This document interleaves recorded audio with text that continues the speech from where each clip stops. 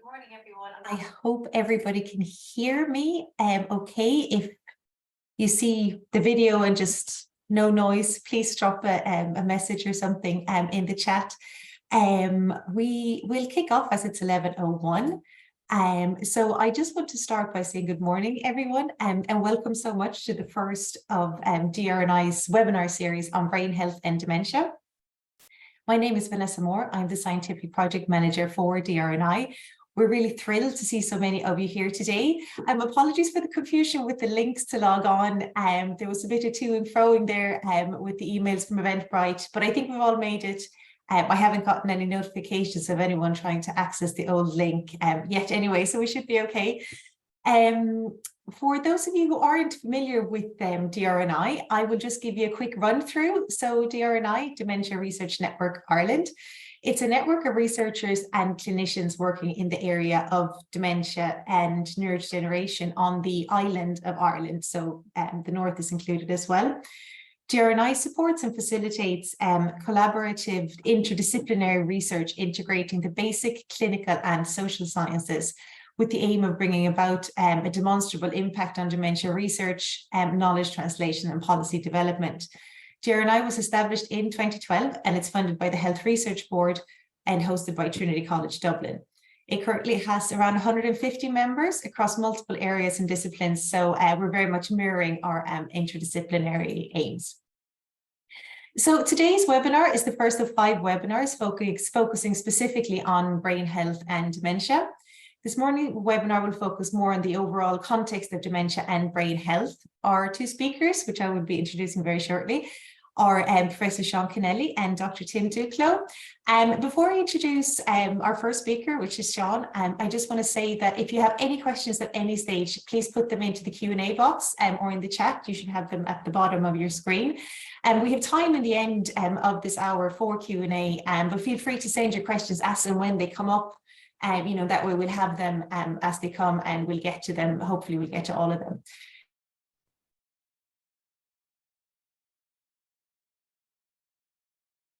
Oh, I don't know what happened there. Sorry, I think I disappeared. I hope I'm back now. Sorry about this. Let's see. Okay. So I think we're okay. I think I'm back. I'll introduce our first speaker and hopefully that will stop the jinxing of the internet problems. Professor Sean Kennelly, he's a consultant physician in geriatric and stroke medicine in Tallaght University Hospital and a clinical associate professor of medical gerontology in Trinity College Dublin. He's the director of the Institute for Memory and Cognition and the Cognitive Clinical Trials Unit in TUH. And he's also the clinical director of the National Intellectual Disability Memory Service in TUH. He's the co-lead investigator on the HRB-funded Dementia Trials Ireland, which is a national clinical trials network. And he is, of course, the PI for DRNI, Dementia Research Networks Ireland. So I'll hand over to you now, Sean, and hopefully everything will work. Can you hear me? Can you unmute yourself? I can, yes. I think, can you let on my camera? Oh, sorry, are you not able to? Oh, sorry, yeah, I will kind of pause. Yeah, I think it's, looks like it's not now. I need to click it on. Sorry now. Zoom has not been my friend these past couple of days. Hang on, now your camera. Why is it not letting me put your camera on? See there now, Sean, if you can put your own camera on, maybe. I'll start to share it as well.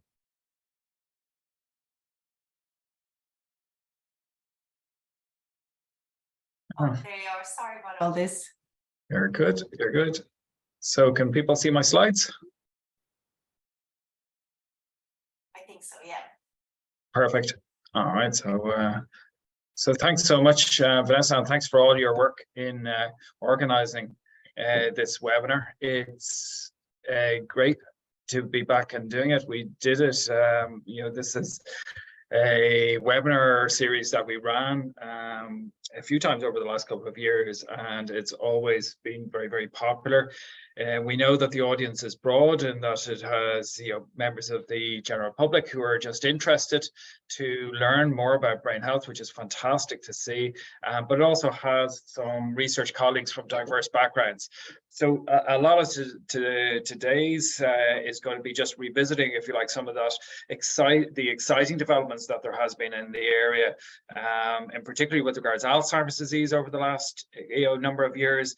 What that means and how that how that looks, and how that will shape the landscape for the future. I'm particularly delighted to be joined in this morning's webinar by my colleague, Dr. Tim Dukelow from Cork, who's going to talk more about the research that we would have done here over the last number of years, looking at, if you like, the factors around brain health and some of the people's awareness of those factors, and then the barriers towards people being able to take action to address those. I'm just going to try and see if I can move this ribbon from the bottom of my slide, as it's going to be getting in the way.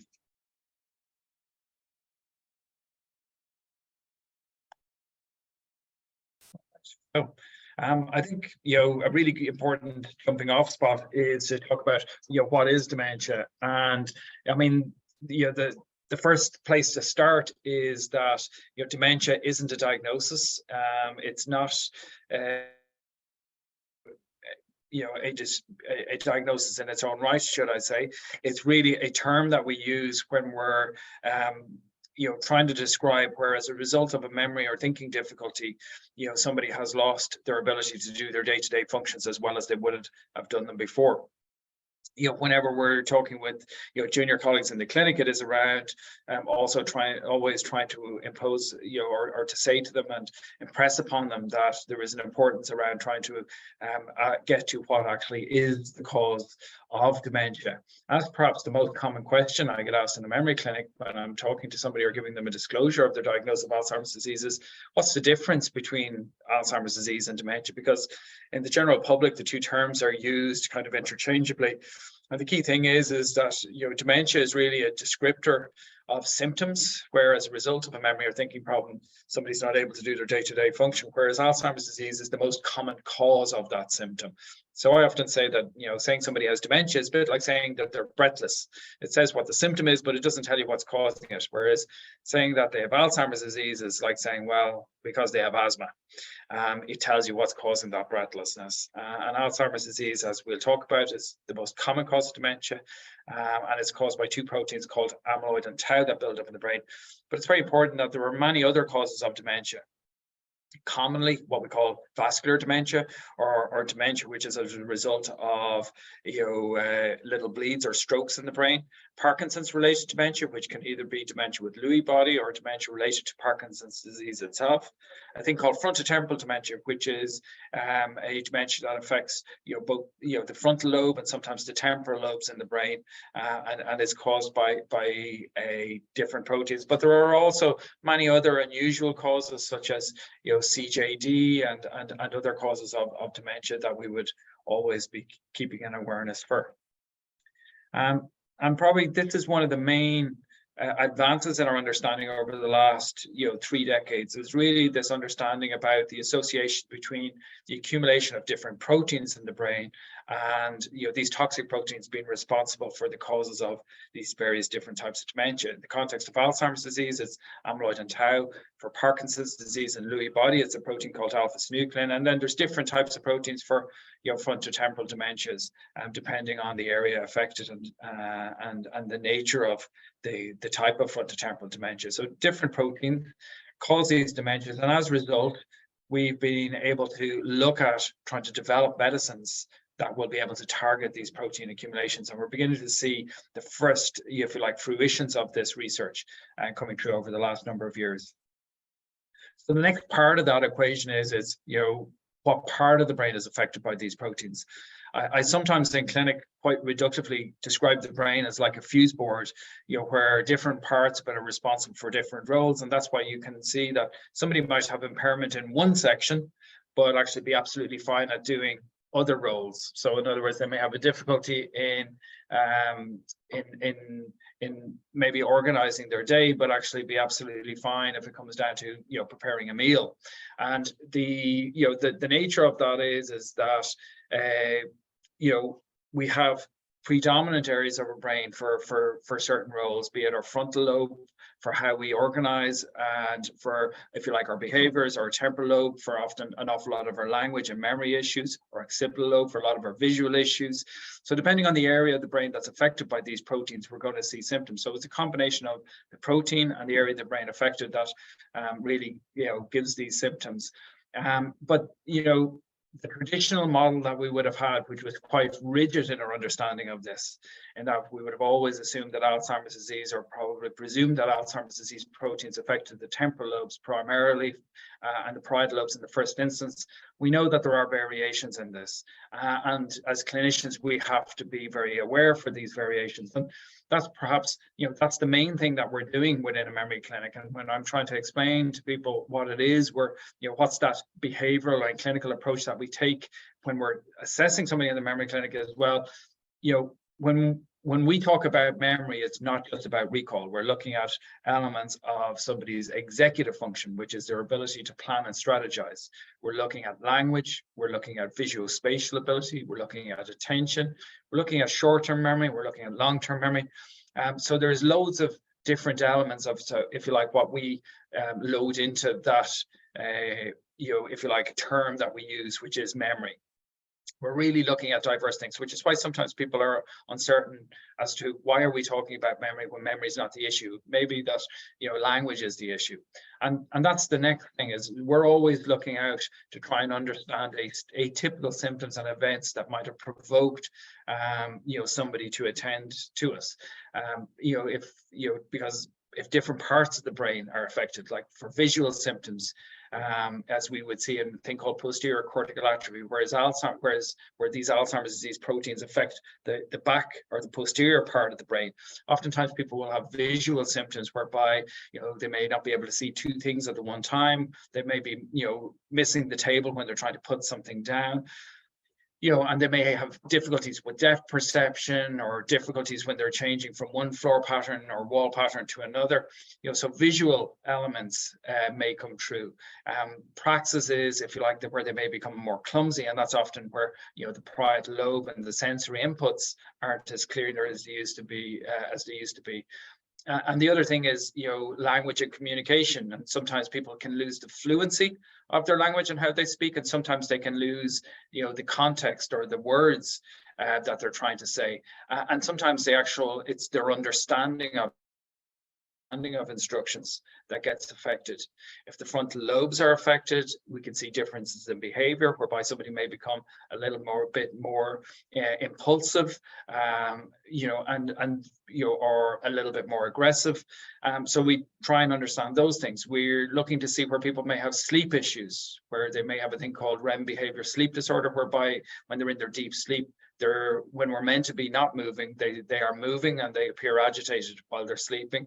And we can sometimes see changes in people's walking, like we would see in those dementias that are related to Parkinson's disease. So oftentimes people will have habitualized gradually some of these symptoms, and they may not even have an awareness themselves that they're associated with the memory difficulty, or that it's a memory issue that we're trying to tease out, because they're actually presenting as very, very different things. And this can be also one of the challenges in the clinic that we're always trying to address, where is this mismatch between behaviors and emotions, and trying to impress that, you know, for carers that may be accompanying them, or people who are supporting their care who may be accompanying them, that even though we're in the same room, we may be seeing very different rooms. That ultimately our brain, especially as a result of these proteins, can put the images and can put the sense of security in that room together in a different manner for two people, and actually the experiences might be quite different. And for those of us that have that, if you like, a comfort or confidence that we're mostly seeing the same room as the other person who's with us. Actually, for somebody who's living with dementia, or for somebody who's living with memory difficulties, that confidence may not be as clear, and as a result, things like low mood, agitation and aggression, and even loss of empathy, because there's a huge degree of presentism that happens for somebody who's living with memory. And I'm happy to chat about those things a little bit later if somebody wants to. The big thing is why do we focus on these new horizons for Alzheimer's disease? Well, it is the most common cause of dementia. Almost 70 to 75% of dementia will have Alzheimer's disease. It's also a co-pathology. So in other words, even in the other primary causes where somebody might say, let's say, have a Lewy body syndrome and they have alpha-synuclein, well, often Alzheimer's disease pathology will also be there. And so by addressing it or coming up with treatments for Alzheimer's disease, we may be able to help even those other dementia syndromes. But it also gives us a really good construct for that we can apply to all these other dementia cases. So while there's a lot of focus now at the moment on Alzheimer's disease, there would be great hope that we'll be able to extend that confidence to these other conditions. And probably the main thing that's changed with regards to Alzheimer's disease over the course of even my number of years practicing in this area is that we've moved from definitions of dementia and Alzheimer's disease that really were focused on the loss of function deficits in two areas. We're kind of very general in how we said. Essentially, it came down to, as a clinician, if I couldn't think of anything better that it was probably Alzheimer's disease, and that was our official diagnostic criteria for many years, up until 2011 or so. And it really was also that Alzheimer's disease diagnosis was dependent on evidence that the person had lost function and therefore had dementia. And the difficulty with this is it wasn't linked to, I feel like, the biology of Alzheimer's disease. And the biology, as we understand it, is whether somebody has a familial Alzheimer's disease where they might have a gene mutation, and that's quite rare. It's about only 2% of cases of Alzheimer's disease, or the more common sporadic Alzheimer's disease, which is the majority of cases. They have an accumulation of these proteins, amyloid and then tau in the brain, which ultimately accumulate to toxic levels and affect brain cells and change then also the chemical compositions of how those brain cells work. And you get a progressive, if you like, shrinkage of the brain and loss of brain function. And there's other factors like inflammation within the brain, little blood, little strokes and other pathologies can also interplay with that accumulation of those proteins. But in the familial forms, it's where there's a gene that causes overproduction of the proteins. And in the sporadic form, which is the most common cause of Alzheimer's disease, or the most common, if you like, pathway for the cause of Alzheimer's disease, it's the fact that the brain becomes less efficient at clearing these proteins. And there are certain genetic risk factors that feed into that as well. What happened over the last number of years is we've been able to, and the scientific and research community have been able to develop biomarkers which the clinical community have been able to validate, looking at these proteins. The most important biomarker, I always say, is the one of the story that you're told and the assessment that we do to try and understand. But traditionally, biomarkers are what we call genes or molecules or characteristics by which we're able to understand what's the pathology, what's the disease process that's going on that we're trying to identify. For Alzheimer's disease, the most common ones are structural imaging, where we're able to look at, if you like, shrinkage patterns that we're able to see in an MRI scan, and different parts of the brain, when they're affected or shrunken relative to others, will give us an indication as to whether it might be Alzheimer's disease or another cause of dementia. We're able to look at PET scans. These are scans where we're able to look at the metabolic activity, if you like, the brain energy usage of different parts of the brain, and yet again gives us an indication as to whether or not it's Alzheimer's disease or another cause of dementia. And this has probably been the most significant clinical advances, these use of these what we call cerebrospinal fluid biomarkers, which are biomarkers we take with the procedure called a lumbar puncture in our clinic. We would do nearly 200, 250 of these a year, and we're able to directly measure these proteins, amyloid and tau, in the brain of people to be able to definitively say they have Alzheimer's disease. And it's worth bearing in mind that 5 years ago, even 10 years ago, definitely, the only way we could definitively say that somebody had developed Alzheimer's disease was if we were to examine the brain after they had passed away. So being able to say to people in real life, that this is what's causing your memory symptoms. We have lots of research and studies that has really validated how important an accurate diagnosis and a clear diagnosis is for people to help them understand and to live well with dementia. One of the key things then for these biomarkers is we know that they're, that changes in them are evident that indicate somebody has Alzheimer's disease almost 20 years before symptoms. And this is akin to having a biomarker for, let's say, a cancer, whereby we have this long window of potential intervention before somebody has, any significant effects of it. So it really is a huge step forward to be able to identify these biomarkers and to be able to hopefully develop treatments that we'll be able to administer people before they develop significant symptoms. So that's the importance of these biomarkers. And as a result, the new diagnostic classification, I know this looks like a busy slide, and it's actually what I want to kind of emphasize is we had a very simple diagnosis for Alzheimer's disease up until about 2011. And since then, there has been this huge, if you like, revision and expansion of how we diagnose Alzheimer's disease in clinic to incorporate these proteins and their identification, so that now I'm able to identify Alzheimer's disease in the brain as somebody who may not even have any symptoms, or definitely in the brain of people who have mild symptoms, so what we call mild cognitive impairment. And you can see here that really evidence of Alzheimer's disease pathology right across, whether it's somebody with very, very few or no symptoms to somebody with advanced symptoms, is a key feature of how we deliver that diagnosis.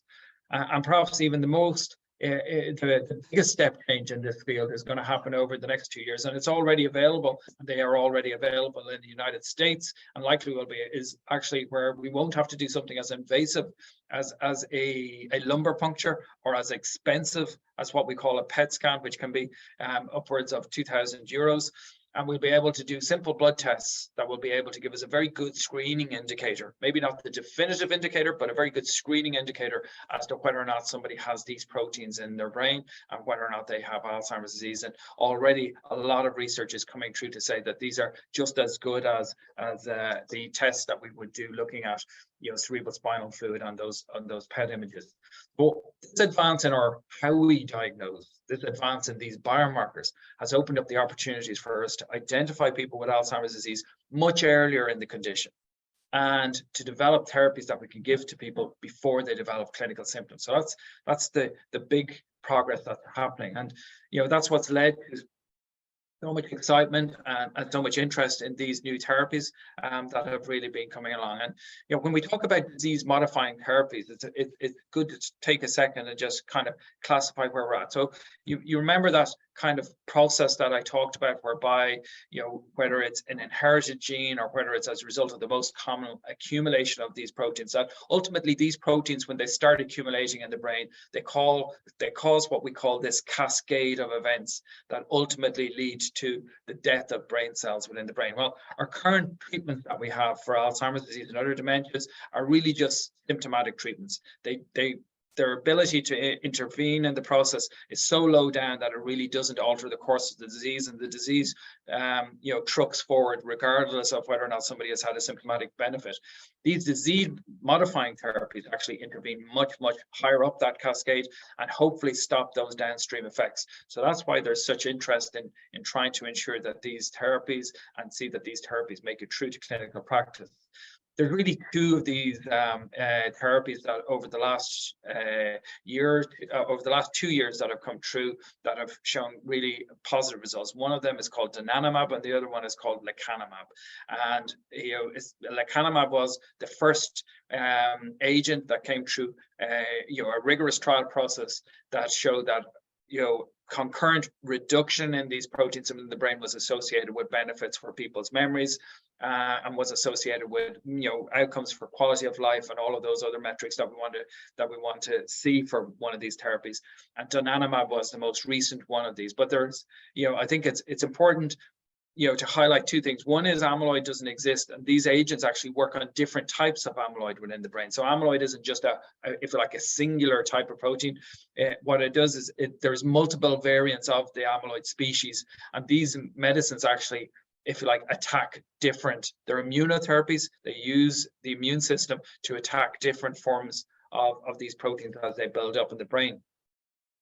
The key thing is these proteins are really the first chemotherapies that we have for treating Alzheimer's disease. And we're like the oncologists when they had their first chemotherapies for treating cancer.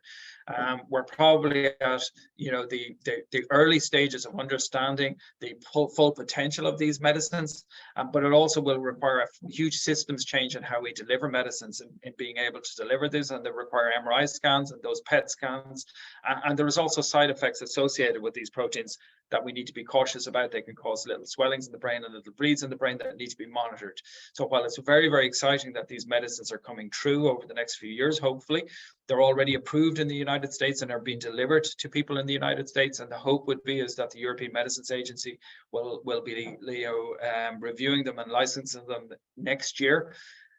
So these medicines may become available for us in Ireland over the next 1 to 2 years, but the whole system readjustment that we're going to need to deliver them is going to be extensive, and they do carry a considerable price tag. But the price tag of the delivery system is nearly greater than the price tag of the medicines. I think it's important. This is from a paper that comes out every year, which talks about these aren't the only medicines that are coming forward. And actually at the recent CSAT, so the recent clinical trials and AD meeting in Boston, there was even more affirmation of new medicines that are coming through. Just of 2023, there's 141 different types of medicines in 172 trials assessing new therapies for Alzheimer's disease. 36 of those are in phase 3 trials. That's advanced trial, and the stages, and the majority of those are looking at affecting the biology of Alzheimer's disease. So these are the first medicines, hopefully, in a long line of medicines that may be easier to administer, maybe safer when we administer. And it's important to mention then, myself and colleagues in Dementia Trials Ireland, who funded by the HRB, are also trying to ensure that people who are coming to memory services around the country will have opportunities to participate in these clinical trials and in these new discoveries, and also that there are units such as our own who are looking at how we biobank and how we use, if you like, different opportunities, and people have that ability to participate in research, looking at how we could even get better at diagnosing. So there's a huge Irish input into a lot of these developments as we're going along. I'm going to finish up with this, which is, Alzheimer's disease, and a typical case presentation in 5 years' time could be somebody going to their GP, having a very simple screening test and a blood test, which they would be seen within a specialist memory service with an MRI scan within a month, where we would do some more detailed memory testing. We do a risk-benefit analysis as to whether or not they may need to have the CSF or amyloid PET scan to confirm that they have Alzheimer's disease, and within a month, they would be started up on their infusion or their therapy to remove these proteins from their brain. And hopefully, over the course of 5 years, somebody would live well with dementia, and actually it would lead to a really definitive ability to interfere with how these proteins affect the brain. And I always say these aren't just medicines that will help with people's memories. Dementia is linked and is probably the main reason as to why somebody requires nursing home care. It's linked to falls, it's linked to frailty, it's linked to all of these other, if you like, constellations of that affect our wellness as we grow older. So by impacting on dementia, actually we open up opportunities to ensure the wellness for people, and that, if you like, that lifespan dividend that we've seen over the last number of years, where people in Ireland are living well into their mid-80s, males and females, but that now becomes far more matched to health span, so that we're not just living longer, but actually we're living far healthier. And no doubt these therapies will have an important part to play in this. This is really where the things we can do now, and the things that will remain important when we're delivering these therapies, is that concept of brain health, which is why what Dr. Dukelow is going to talk about is really, really important. So I'm going to stop there, and happy to take questions at the end.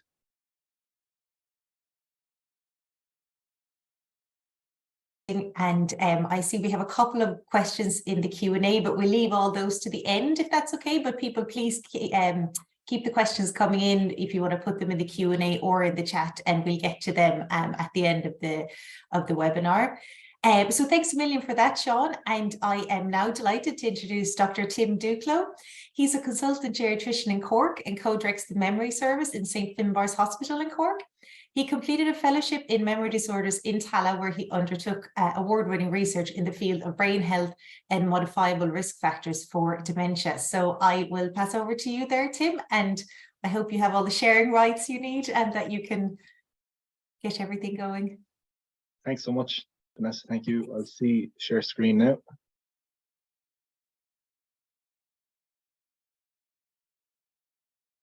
Is that coming through okay? It is indeed. Yeah, perfect. Brilliant. So thanks so much. Thanks for the introduction. I'm going to touch briefly on brain health. As Sean mentioned, I'll go through some research that we undertook there with the team, and I'll finish up with just some, I suppose, practical measures that we can all take to reduce our dementia risk. Recent years, Sean has alluded to, have seen kind of an explosion in dementia research and in an increasing focus on the concepts of brain health and dementia prevention. The life course model of brain health has come to prominence, particularly since the publication of this seminal paper a few years ago by a group from University College London. And essentially in that, they mapped out that 40% of dementia globally is preventable if we can just address 12 modifiable risk factors. And at the heart of this life course model is the notion that it's never too early and never too late to think about reducing one's risk of developing dementia. This diagram that Sean shared briefly is taken from that paper, and essentially it sets out that different risk factors are of varying importance depending on where one is in one's life. So early life risk factors under the age of 45 impact cognitive reserve. As we move into midlife and later life, so midlife between the ages of 45 and 65, later life over the age of 65, exposure risk factors impacts cognitive reserve, but also starts potentially to trigger kind of neuropathological developments in the brain that increase the risk of one developing dementia. I'm conscious that that text is small, so I'm going to go through those risk factors in a little more detail here. In early life, the biggest factor is often something that unfortunately we've little control over, and that's education. So we know that childhood education levels as well as lifelong educational attainment are closely linked to one's subsequent risk of developing dementia. The percentage in brackets there relates to the percentage reduction in dementia prevalence globally if we could abolish that risk factor, if that makes sense. As we move through to midlife, cardiovascular risk factors become more relevant. So things like hypertension, alcohol excess, obesity, but also brain injury or hearing loss. Hearing loss is underappreciated and is particularly relevant, so I'm going to touch again on it later in the presentation. In later life, again, we've got some cardiovascular risk factors, but also some more subtle or less intuitive risks, such as air pollution, depression, and social isolation.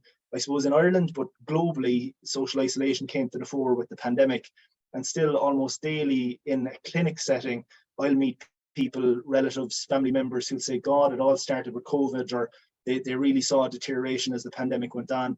I suppose we've got robust evidence across different cultures, different continents, that having a tight social network as you move into later life is a hugely protective factor in reducing one's dementia risk.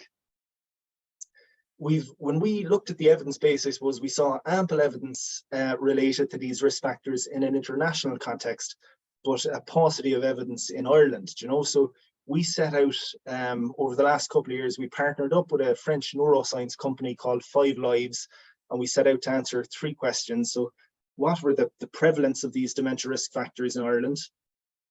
How aware were people? So was there an awareness out there that these factors actually represented modifiable risks for the development of dementia?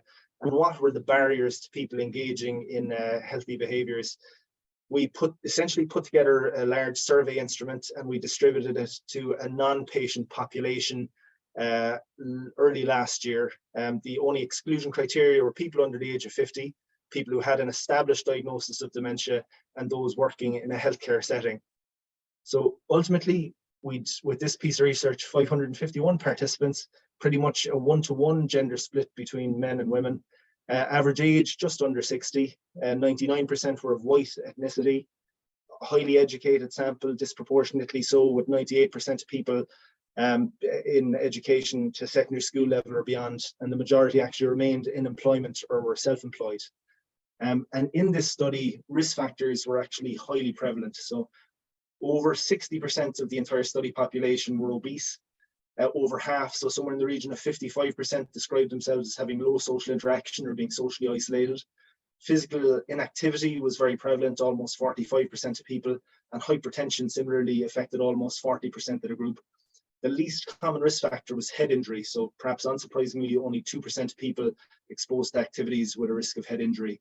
We did various other analyses, in terms of associations with age, gender, education, and I won't delve into those because of time constraints, but we did see that people of lower socioeconomic status, so as defined maybe by lower income levels, lower education, were significantly and disproportionately exposed to multiple risk factors. The next big piece of this research was awareness, and this chart illustrates awareness. It's a little bit counterintuitive, so as you move down through that chart, awareness increases. So the top risk factor there, hearing loss, was recognized as a dementia risk factor by only about 34% of people that we surveyed. So the vast majority were not aware that hearing loss would increase one's dementia risk. At the other end of the scale, 90% of people were able to tell us that head injury was a risk factor for dementia.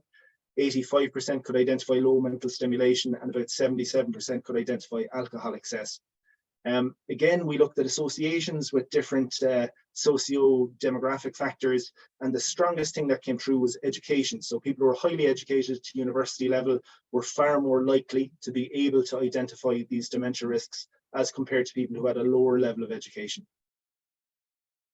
The final piece of this research was delving into the barriers. So what's actually stopping us engaging in behaviors that are conducive to brain health? The barrier data was really complex and highly individualized, so there was huge variation from person to person in this regard, but some common themes did emerge. So lack of motivation was a very common thread, and particularly in relation to cardiovascular risk factors. So one's ability to exercise, to eat a healthy diet, to stop smoking, to cut down alcohol excess, people put it down to a lack of motivation to engage with those type of behaviors. Practical factors came through most strongly, I think, when it came to hearing impairment, management of diabetes, management of depression. And that was people saying things like, I don't know how to seek help, or it's too expensive, I can't afford to seek help. Lack of knowledge, again, was quite prevalent, particularly, I think, when it came to hypertension. People just didn't know how to go about getting their blood pressure managed, interestingly. That's a quick summary of the research. I'm going to touch in a little bit more depth on 3 particular risks from the slides that I would have shared earlier. And these are 3 things that we often broach in a clinic setting. So when we have someone sitting in front of us, in terms of practical advice that we can give a person, and I suppose the first thing that I talk to people about is exercise. We've got very strong, robust data that exercise reduces one's risk of developing dementia. The mechanism of that is thought to be multimodal, so it works through both direct and indirect effects. Exercise will improve blood flow to your brain. It'll increase levels of neurochemicals such as brain-derived neurotrophic factor, which is implicated in learning and memory. But beyond that, there's huge implications in terms of one's mood, your confidence, your social connectedness, and also indirect effects on other really relevant risk factors. So things like blood pressure, diabetes, and obesity. In terms of how much should we be exercising, it's the WHO a few years ago now released this excellent document on risk reduction of cognitive decline in dementia, and it pretty clearly sets out. So in people who are over the age of 65, we're aiming for 150 minutes of moderate intensity exercise a week. I always say to people, it shouldn't be a gentle stroll. You should actually know that you're exercising. If you're walking with someone, it should be a struggle to hold a conversation. 75 minutes of vigorous intensity exercise alternatively, or some combination of the 2 of those, and in bouts of at least 10 minutes duration. So it's not that you need to get out for 30 minutes, for 60 minutes. 3 10-minute blocks during the day, 5 days a week would do the job. This graph I've taken from a study that's almost 20 years old now from the States, whereby the authors tracked almost 2,000 people over a 6-year period. And they noted that people who exercised less than 3 times a week had a dementia incidence rate which was 50% greater than those who exercised 3 or more times a week. And as I say, that data is almost 20 years old. So it's not that this is new or groundbreaking. We have robust data there, and it's something that we really do emphasize in a memory clinic and subsequently in a brain health clinic setting. The next factor is hearing impairments, which I alluded to briefly earlier on. It's a significant factor in midlife. It's a factor that's often under-recognized or neglected. And even subtle levels of hearing impairment increase one's risk of developing dementia. So for every 10 decibels of hearing that you lose, your cognition will go down measurably. And to put that in context, a whisper is 25 decibels. As severity of hearing impairment increases, so does dementia risk, unfortunately. Sean and the team in Tala have looked at this in a cohort attending their memory clinic, and the data was quite striking. So in people with a diagnosis of mild cognitive impairment, about 85% of people had objective evidence of hearing loss when assessed by an audiologist. And in about 50% of those, it was moderate to severe. Despite that, only a tiny fraction of individuals were actually aware of it or identified it as an issue before assessment. The good news is that hearing aids are hugely protective, particularly in those who are at high risk of cognitive decline. So for example, people with a high vascular risk burden or significant vascular risk factor profile, wearing hearing aids, we know again from big longitudinal studies, that will directly reduce your risk of developing dementia. The final thing to touch on from my side, and again, this is perhaps an area of more emerging evidence, is vaccination. So an unforeseen benefit of vaccination may well be that it reduces one's risk of developing dementia. And associations have been demonstrated between multiple different types of vaccine and dementia risk. So we've data on the flu vaccine, the shingles vaccine, which I don't think is given routinely in Ireland, and also the DTP vaccine when given in an adult population. And again, I have some of the figures mapped out there. So one study demonstrated a 17% reduction in Alzheimer's disease with one flu vaccination. Another study demonstrated this effect, that there was essentially a dose responsiveness. So 2 vaccines was better than 1, 4 was better than 2 in terms of reducing subsequent dementia risk. We don't quite know why this is. It may well not be that it's due to a reduction in infectious disease. So it's not that it stops you getting the flu and there's a link between the flu and dementia. More likely, and as I say, this is still being defined, it may be that it's due to a non-specific effect or a kind of an off-target effect, whereby training your immune system through exposure to a vaccine may ultimately reduce one's risk, or reduce one's inflammation, chronic inflammation, neuroinflammation, which are implicated in the development of dementia. So a really interesting area and a promising area for a very simple intervention. Take-home messages from my part of the presentation. Again, this striking figure that 40% of dementia globally is preventable just through addressing modifiable risk factors.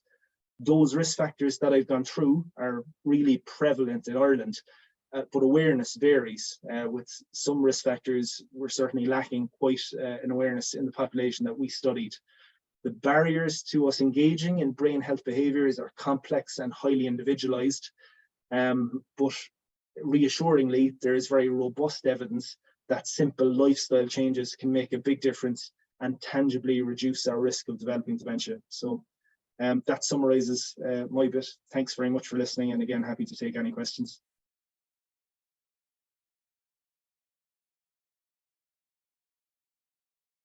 Really get to drill down behind the numbers, so I found it very interesting. Anyway, we have a good few questions here in the Q&A, so I might just pick. I don't know if we'll have time to go through them all, hopefully, but I will start with the first one, which I think was geared more towards your presentation, Sean.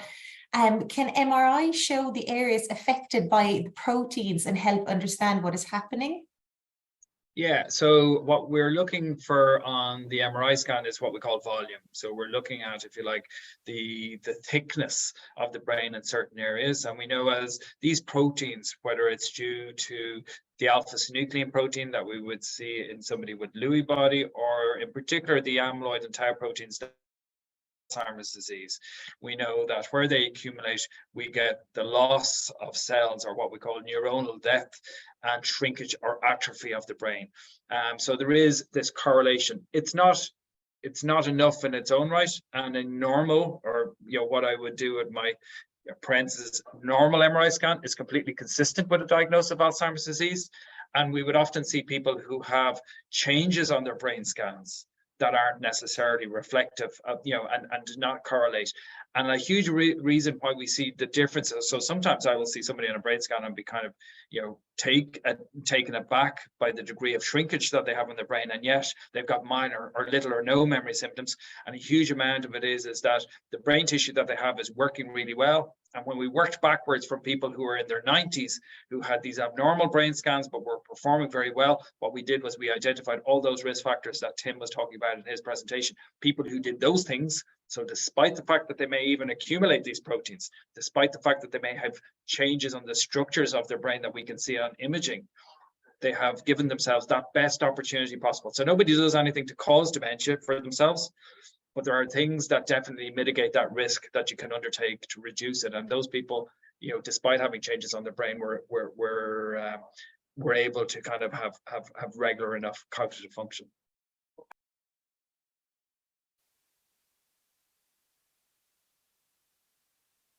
The next question was also for Sean. Could you say more about presentism and the perception of time in dementia?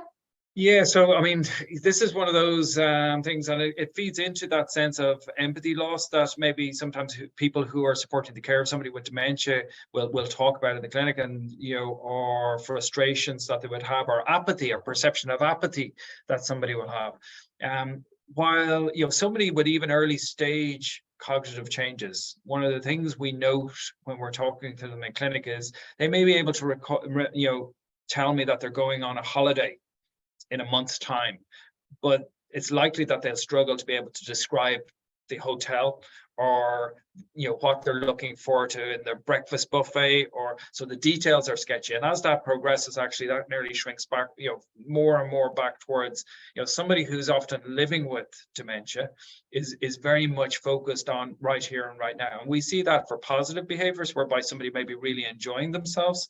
They may have misinterpreted the context as to why they're enjoying something, and that they may be, for example, sometimes it comes up where somebody will say, well, actually somebody was acting inappropriately at a funeral of a loved one, that they seem to think that it was a party or that it was a get-together. Well, actually in their mind, that context as to the reason why they were there in the room was kind of lost, in which case they were actually just enjoying the company of somebody. So that's an example of, if you like, almost positive presentism.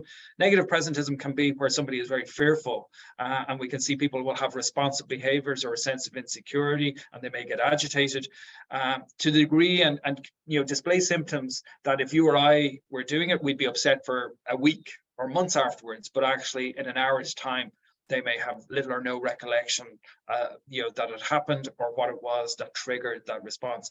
So actually it's really around that context of, for somebody who's supporting the care, is that they're viewing that timeline as different. We have a vast timeline of information behind us and an anticipation of stuff that's to come, whereas somebody who's often living with dementia is really interpreting the world as they find it right there, right then. We're often then ascribing our, if you like, understanding and our, if you like, temporal orientation to what we're seeing with themselves, when actually it's like I said, we're in the same room, but we're seeing very different things.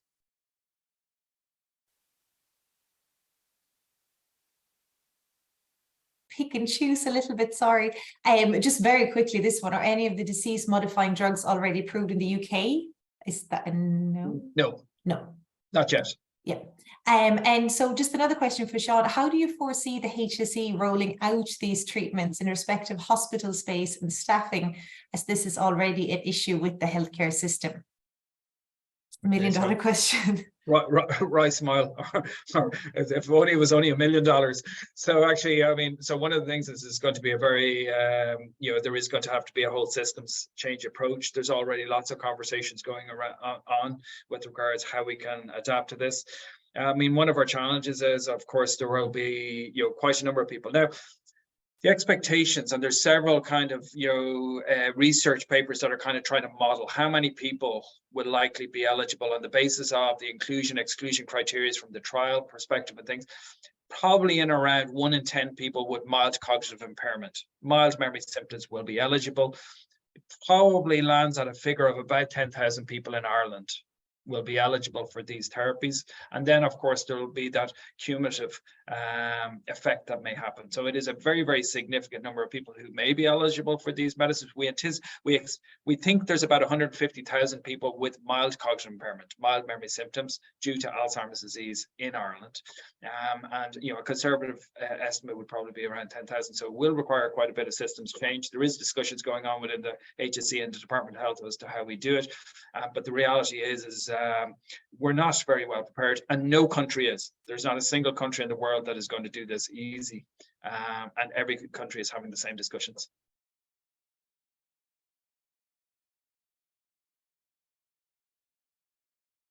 Do we know why hearing loss increases the risk of dementia?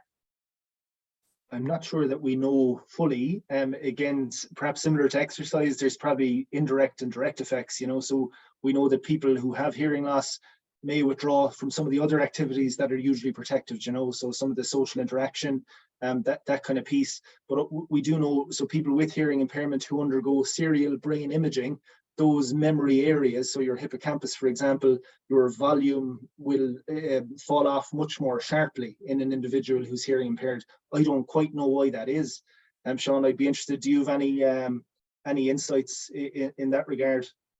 Yeah, I mean, I think there's kind of the two predominant theories, exactly as you say, Tim. One is that hearing loss, basically our ears and our eyes just take in signals that are then put together in our brain. So our eyes are just taking in light signals that are then reconstructed in the occipital lobe, or that part of our brain, into what is the image. Same thing, our ears are just taking in little electrical impulses, which are then put together in the temporal lobe area of our brain. And subtle changes in the structure and the functioning of that temporal lobe is probably indicative. So it's not actually that your hearing or your ear function is affected, it's actually how your brain puts together those stimuli. So it's, if you like, an early warning detector that things aren't working as well. And then the other thing is the social isolation that happens as a result of it, as you said, Tim. How we engage is definitely affected. But there is, the other thing is, and it's worth, is our brain masquerades and makes a fool of us in this regard. So for vision, hearing, and memory, our brain will always tell us we're fine. And that's the big difficulty, because otherwise we'd be living in a sense of existential anxiety. If our brain wasn't certain, or didn't create a certainty or a false certainty around those kind of stimuli, we'd be doubting everything we do. So it actually, when we have a hearing loss, when we have a visual loss, or when we have a memory loss, our brain will always be filling in those blanks and telling us nothing to see here. And that's why you need objective assessment on those things, to kind of elicit.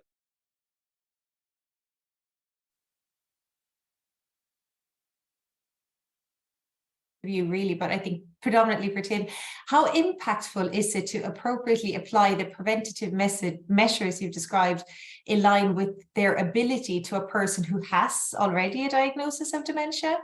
And there were some similar questions along this line also, talking specifically about, say, if people with addictions that are linked, people quit their addictions, is this reversible to a certain degree? So in and around that area. So, I think the strongest evidence is in those who are cognitively normal. We do have some evidence in people with MCI, with mild cognitive changes, as Sean says. The evidence for those brain health measures in people with dementia is less robust. Nonetheless, they are things that we very actively promote in a clinic setting. That even if one does have an established dementia, things like exercise, social interaction, ensuring that someone is supported in a sensory fashion with hearing aids, glasses, those things can only impact people positively. But we don't, Sean, again, I'm open to correction, that we don't have that WHO guidance document, for example, that I flashed up. The preponderance of evidence in those with normal to mild issues, less robust evidence in terms of that cohort with an established dementia. Is that fair to say, Sean? Yeah, no, I agree, Tim. And I think I suppose people understand cancer because it's been around and it's been kind of naturalized within the public for longer. And people would understand that if you have a cancer that is more advanced and that has spread, let's say, beyond the primary area that's affected, coming up with definitive therapies and doing interventions which are going to minimize the impact of that cancer or lesser. And Alzheimer's disease and other dementias are the same. When you have more advanced symptoms, when you have more advanced, and more areas affected, the impact of these interventions is going to be does appear to be less. Now, there are things like exercise and different types of exercise which have been associated with improving things like responsive behaviors. And then there's no doubt that supporting people with, at SenseCog, and my colleague Irisima Leroy from TCD has done a really good study looking at sensory support of hearing and vision for people with dementia, and she's looking at it now even within a nursing home cohort. That enables social engagement, and that's how we take our brain to the gym. Is by able to have those social engagements.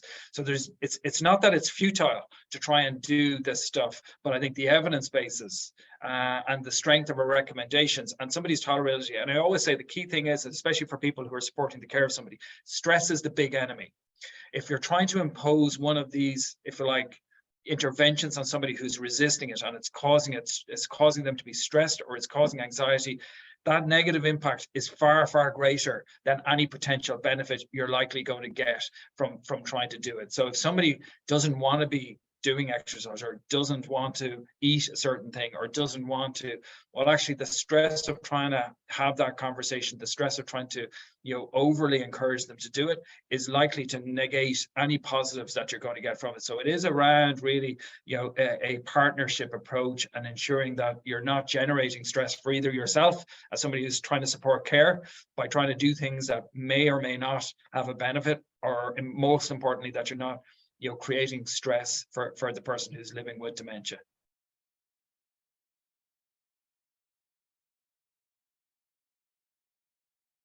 This one, really interesting talks. In the future, at what age do you think Alzheimer's disease will be screened for? So that goes back to what you were talking about, Sean, just the kind of revolutionization of everything.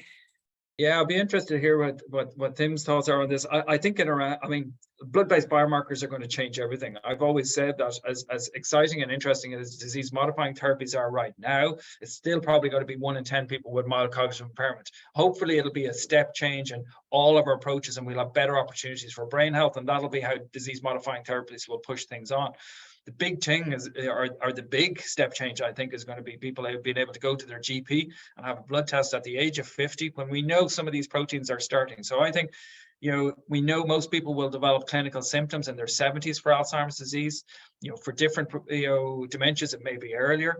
But technically, you would expect that people who are likely to develop dementia, in their 70s, if we bring it back 20 years, so mid-50s onwards is probably when you would expect a screening program to be detecting people at the highest risk of developing dementia if they have proteins evident at that stage. And I think that's probably where it may be that we would, they would be applying it. Of course, screening programs only work if you have definitive treatments. And I think that's where we're in this first generation of treatments that do have toxic side effects, that are expensive, difficult to administer. We're already beginning to see the pharma and the research world start delivering the next generation of these medicines, which will hopefully have fewer side effects and fewer of these little bleeds in the brain and things like that. So I think the next decade will probably answer that question definitively. But right now, I'd say probably mid-50s. Tim, what do you think? Little to add to that, Sean. I think that was pretty thorough. As you say, I think there is a worry that without regulation, that this could turn into a little bit of a mess. I know you referenced kind of home-based testing kits in the States, and if you've got a healthy 32-year-old rocking up having done a home-based blood biomarker kit, so I think, as you say, regulation, but having a therapy that's accessible and acceptable is key. So no, I concur with what you've said there.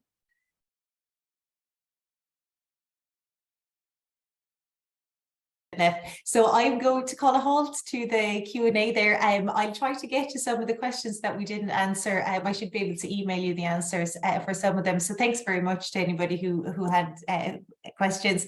Just to say a massive thank you to everybody for attending. Huge thank you to our speakers, Sean Kennelly and Tim Dukelow. It was really great to have you. Very, very, very interesting presentations. Just to let everybody know that this was recorded, so it'll be up on DRNI's YouTube page within the next couple of days. If you want to look back or share it with a colleague or whatever. So this is the first of the 5 series webinar.